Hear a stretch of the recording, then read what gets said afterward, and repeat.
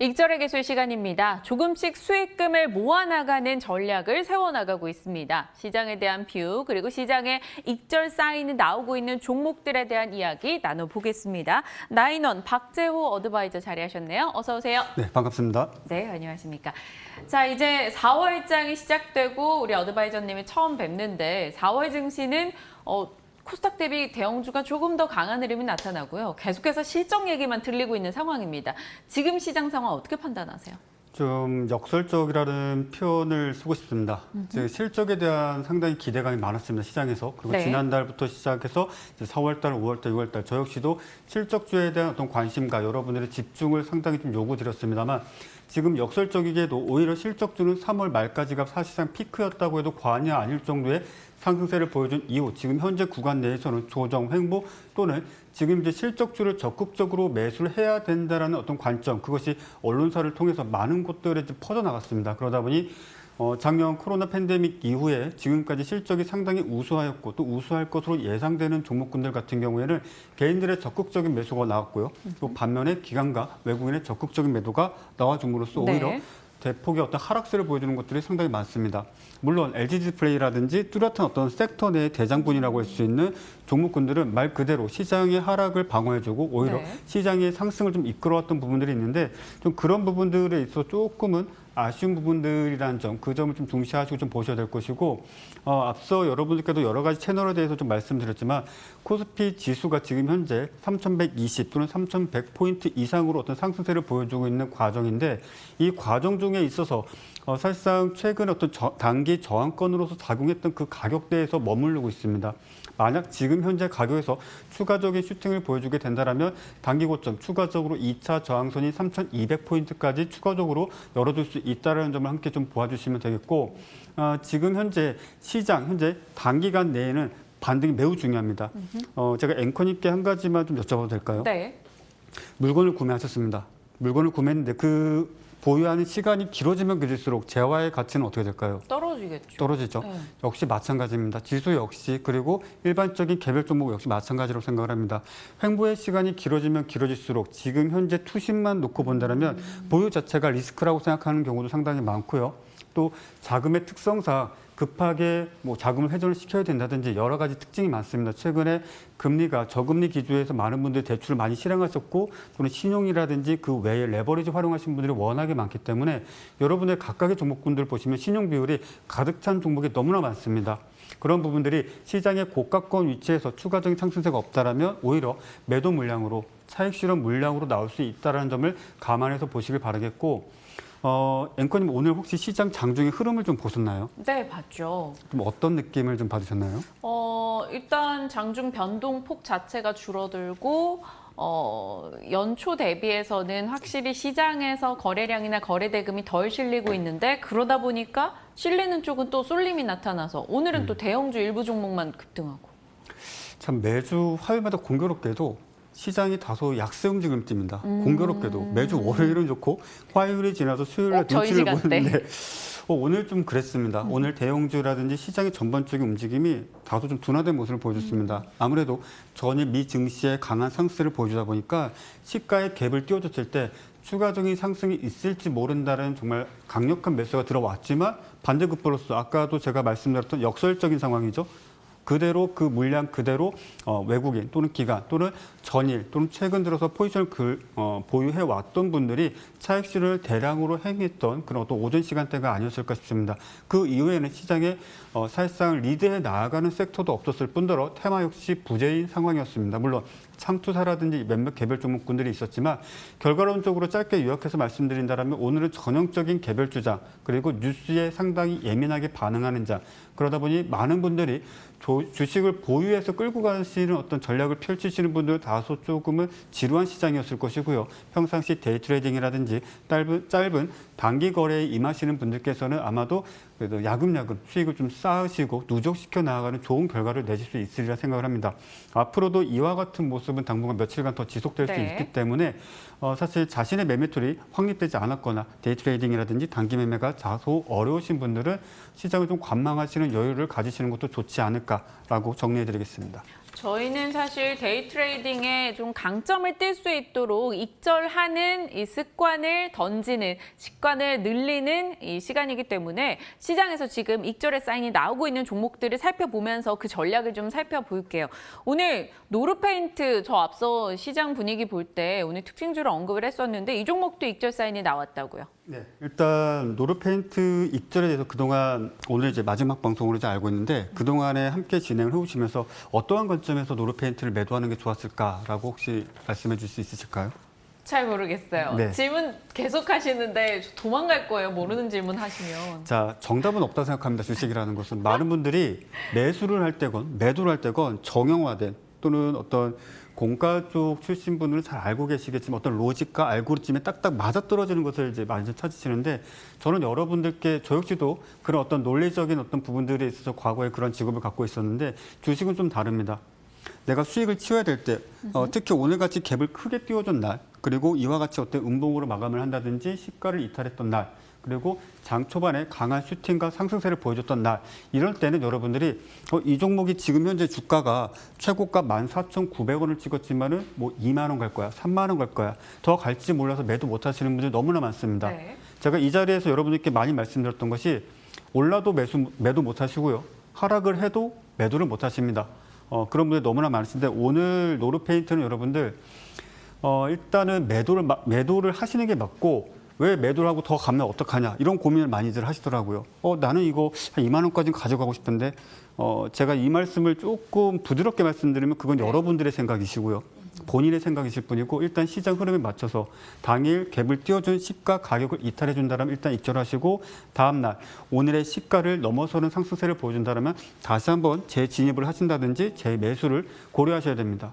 그 부분을 어려우시다 보니까 많은 분들이 일단 무조건 보유를 하시려고 하십니다. 네. 그러다 보니까 앞서 말씀드린 것처럼 수익이어도 매도 못하고 또 손실이면 더 매도 못하고 자꾸 그렇게 자금이 묶이십니다. 최근 약 한 10일간 시장이 반등하였습니다. 그 10일 동안 본인의 보유 종목이 시장 상승과는 반대되는 어떤 하락을 보여줬다면 그 종목들은 익절이 아닐지라도 손절일지라도 반드시 현금 확보 차원에서라도 매도하시는 게 맞습니다. 노르페인트. 사실 빠른 대응을 생각하시는 분들이라면 정말 이 종목 수익이 났을 때 챙기고 다시 다음날 갭 상승한다면 또 재매수하고 이런 식의 패턴을 반복해서 이익금을 확보해 나가자라는 의견이시고요. 사실 이 대응이 좀 어렵게 느껴지시는 분들은 이렇게 급등락 보이는 종목들은 조금 내려두시는 게 좋겠죠. 자, 다음 종목 가보죠. 노르페인트에 이어서 컴퍼니 K. 이 종목도 익절이. 네, 일단 컴퍼니 K는 많은 분들이 스윙도 하시고요. 또 나름의 어떤 목표가를 설정하시고 보유하시는 분들도 정말 너무나 많습니다. 이 종목도 역시 마찬가지입니다. 여러분들 보시는 화면에도 있지만은 종가상으로 오늘 시장 대비했을 때 강한 모습을 보여줬습니다. 다만 변동성을 상당히 좀 극단화시켰는데 분봉의 흐름을 좀 놓고 보게 된다면 어떤 분들은 그러십니다. 아니 주식을 누구는 차트를 보지 말라고 하던데 차트를 보지 말아야 되는 것인가? 그러면 무엇을 봐야 되는가? 그럼 여러분들께 제가 말씀드릴 수 있는 것은 호가차 또는 정말 1900년대 여러분들도 익히 잘 들어보셨을 뭐 제시리버모어처럼 티커를 통해서 주가를 분석하시고 파악하실 겁니까? 아닙니다. 차트에 대해서는 여러분들 반드시 갖추셔야 될 것이고요. 개인 투자자분들은 차트 외에는 실질적으로 시장에서 지팡이로 활용할 수 있는 무기가 몇 가지 되지를 않습니다. 다만 차트를 지나치게 형 이상학적으로 또는 추상적으로 또는 그림으로 보시는 분들이 너무나 많기에 그것 자체가 문제가 된다라고 말씀드리겠고요. 컴퍼니 K도 그런 관점에서 보셨으면 좋겠습니다. 일봉상의 움직임은 전형적인 추가 상승을 보여줄 수 있는 고가권 내에서의 횡보입니다. 소위 고가 유희 또는 고가 놀이라고 부르기도 하는데 이 자리에서 금일 장중에 강한 슈팅을 보여줬고 이내 하락의 모습을 보여줬습니다. 다른 것도 없습니다. 일단 수익 챙기시고 네. 앞서 다른 종목에서 말씀드린 것과 마찬가지로 재매수를 하시더라도 일단은 현금을 쥔 상황에서 내일 시장의 어떤 시가라든지 시가를 기준으로 한 변동성, 방향성을 확인하시고 그에 따른 대응을 이어나가시는 것이 좋겠다라고 정리해드리도록 하겠습니다. 컴퍼니 K는 오늘 11% 급등하기도 했었네요. 지금은 0.8% 하락권에서 마무리가 된 만큼 오늘장만 해도 많은 개인 투자자분들이 좀 피해를 보지 않았을까 이런 생각도 듭니다. 다음 종목 가보죠. 이번엔 또 정치 테마주로 거론이 되는 종목입니다. 에이텍TN 이 종목도 익절 대응. 예. 네. 자, 에이텍TN은 제가 이제 다른 방송에서도 워낙 저가권에서 많이 말씀드리다 보니까 많은 분들이 정말 저를 좋게 봐주시는 분들 이제 매수를 하셔가지고 이 자리에서 다시 한번 좀 리뷰를 좀 해볼 필요가 있다라고 네. 좀 가지고 와봤습니다. 자, ATX-TN 같은 경우는 잘 알고 계시죠? 정치 테마주죠. 네. 자, 정치 테마주라고 하지만 이것이 소위 어떠한 연관성이 있을까요? 거의 없을 것 같은데요. 거의 없죠. 사실 그러니까 지금 앵커님과 제가 논하기에도 다소 좀 부끄러울 정도의 이야기다 보니까 사실 연관성이 없습니다. 말 그대로 시장의 광기라고 이야기할 수가 있을 것이고요. 그 광기가 시세를 만들어냈습니다.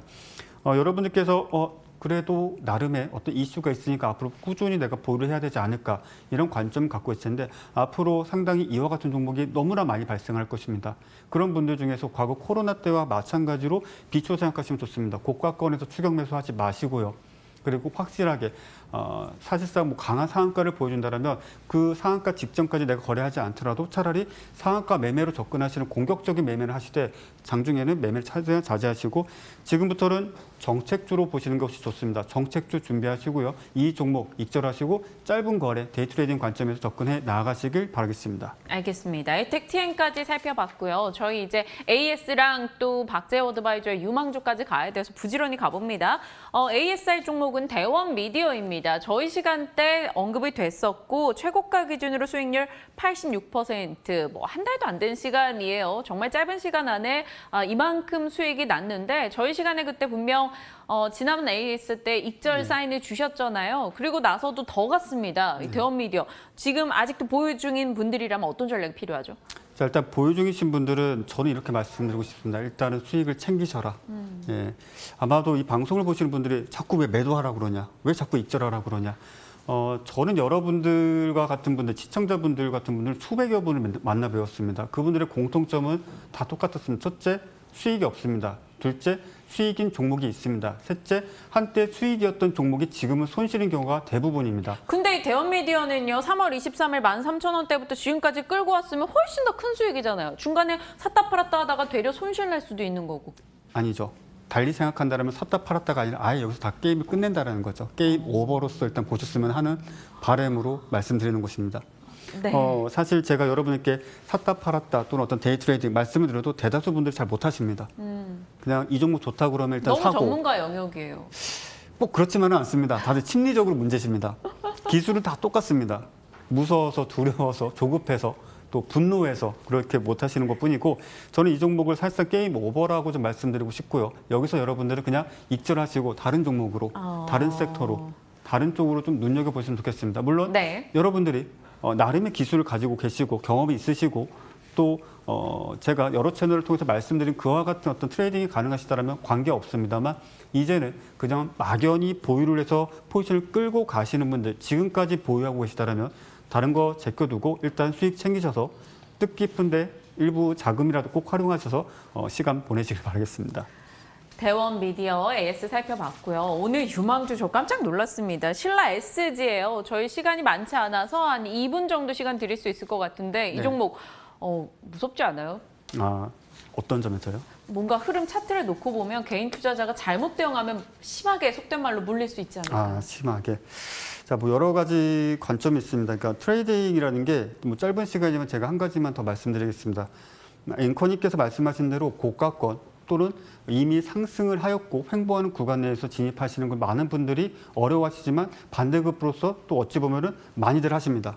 어쨌든 탐욕이 리스크를 앞섭니다. 네. 돈을 벌어야 된다는 어떤 관점에서 많이들 이제 앞서시는데 제가 그 점을 좀 말씀드리도록 하겠습니다. 어떠한 종목이든지 간에 여러분들 반드시 손절선이라는 거, 손절선은 거 반드시 꼭 지켜주셔야 된다는 것이고 자, 앞서 제가 정치 테마주 말씀드렸는데 이제는 본격적으로 정책에 대해서 준비를 해야 될 때입니다.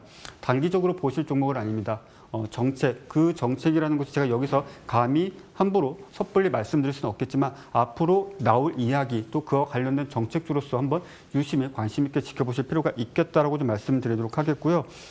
손절가는 16,000원 잡아드리도록 하겠고요. 목표가는 2만 원 잡아드리도록 하겠습니다.